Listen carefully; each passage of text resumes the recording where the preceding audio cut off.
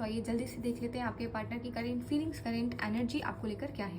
कहीं ना कहीं आपके पार्टनर को ऐसा फील होता है कि शायद वो आप पे ज़रूरत से ज़्यादा हार्श हो चुके हैं, या उन्होंने आपकी बात को ना समझ के आपको डाउट में लेके या आपकी बातों को अंडरस्टिमेट करके थोड़ी सी गलती कर दी है।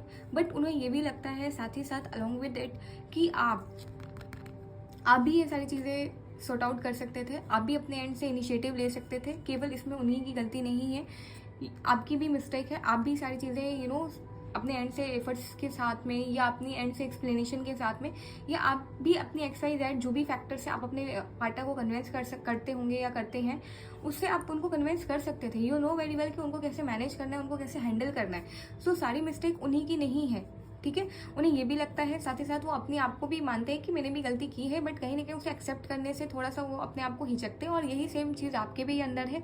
आप दोनों ही एक दूसरे को इन सारी चीज़ों में मिरर करते हो, या सेम एटीट्यूड, सेम बिहेवियर रखते हो इस सारी चीज़ में।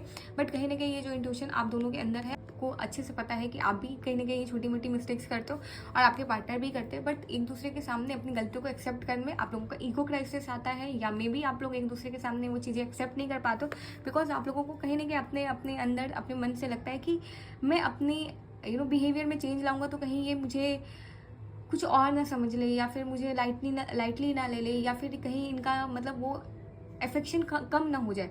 क्योंकि कहीं ना कहीं आपको लगता है कि आपकी इन्हीं पर्सनैलिटी, आपकी इन्हीं बिहेवियर की वजह से आपके जो पार्टनर हैं आपसे काफ़ी अट्रैक्टेड है या आपसे कनेक्टेड है।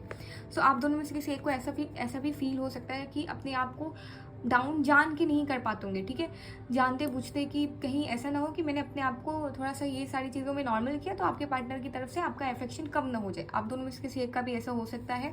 और इन चीज़ों का आप लोगों को अच्छे से आइडिया है, ठीक है, आप दोनों को ही है कि आप दोनों ही एक दूसरे का सेम लेवल ऑफ एटीट्यूड रखते हो। तो शायद इन्हीं चीज़ों की वजह से आप लोग एक दूसरे से अटैक भी हुए हो या अटैच भी हुए हो, जिसकी वजह से कहीं ना कहीं आप लोगों की रिलेशनशिप में प्रॉब्लम्स आ रही है। सेम एटीट्यूड, सेम ईगो होने की वजह से आप लोग एक दूसरे के लिए कहीं ना कहीं एक वॉल क्रिएट कर देते हो, जिनसे पार पाना आप दोनों के लिए टफ हो जाता है। So this is the guidance in this love relationship कि आप दोनों में से एक कोई पर्सन कोशिश करो, अगर आप सेव करना चाहते हो तो इस रिलेशनशिप में इस वॉल को क्रिएट ही नहीं होने देना है। और आप दोनों एक दूसरे के लिए सेम बिहेवियर रखते हो, तो आप लोगों को एक दूसरे के सेम बिहेवियर को समझने की भी कोशिश करनी होगी, जिससे आपका जो रिलेशनशिप है वो स्मूथ एंड ब्यूटीफुली रन हो सके, ठीक है।